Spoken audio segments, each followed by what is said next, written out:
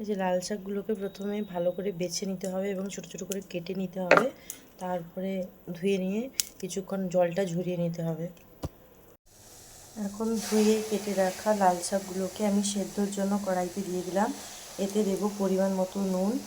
তবে কেউ যদি চান আপনারা প্রেসার কুকারেও এতে সিদ্ধ করে নিতে পারেন পরিমাণ মতো নুন দিয়ে।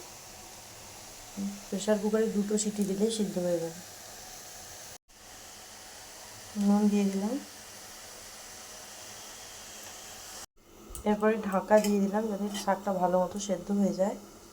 আমার শাক সেদ্ধ এখন হয়ে গেছে, তো আমি এটা নামিয়ে নেব। নামিয়ে নিয়ে কড়াটা ভালো করে ধুয়ে নেব, দিয়ে আবার গরম করতে দিব কড়াটা। কড়া এখন গরম হয়ে গেছে, তো এর মধ্যে আমি দিয়ে দিচ্ছি সরষের তেল পরিমাণ মতো। এবার তেলটা একটু গরম হলেই দিয়ে দেব শুকনো লঙ্কা এবং 2-4টে বড়ি। এখন কড়াতে শুকনো লঙ্কা দিয়ে দিয়েছি এবং একটাই দিয়েছি, আমার একটু ঝাল কম লাগবে তাই। আপনাদের যদি ঝাল বেশি লাগে তাহলে 2টো দিতে পারেন। ভালো করে শুকনো লঙ্কাটা ভেজে নিয়ে তুলে নিতে হবে। এরপরে ওই তেলেই আমি দিয়ে দিচ্ছি বড়ি।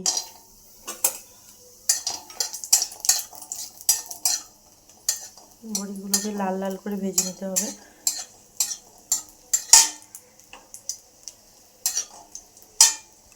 আমার বড়িগুলো লাল করে ভাজা হয়ে গেছে, এবার আমি এই বড়িগুলোকে তুলে নেব। এখানে আমি ভেজে রাখা বড়িগুলো আর শুকনো লঙ্কাকে ভালো করে বেটে গুঁড়ো করে নিচ্ছি।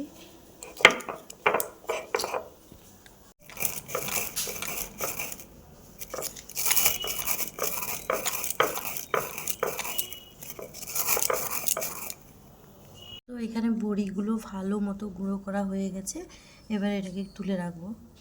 এখানে রেখেছি শাক সেদ্ধ, গুঁড়ো করে রাখা বড়ি আর পেঁয়াজ কুচি। এখানে লাগবে সর্ষের তেল, দিয়ে নুন একটু পরিমাণ মতো দিয়ে, যেহেতু পেঁয়াজটা দিচ্ছি সেই জন্য একটু নুনটা দিতে হবে আর একটু।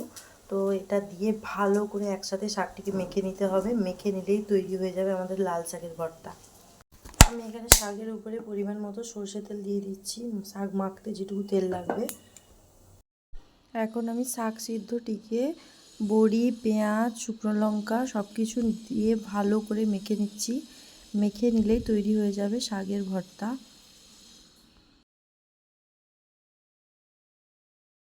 দেখুন এখানে রেডি হয়ে গেছে শাকের ভর্তা। আপনারা চাইলে এর উপর একটু সরষের তেল দিয়ে দিতে পারেন, এতে আরও স্মেলটা ভালো লাগবে।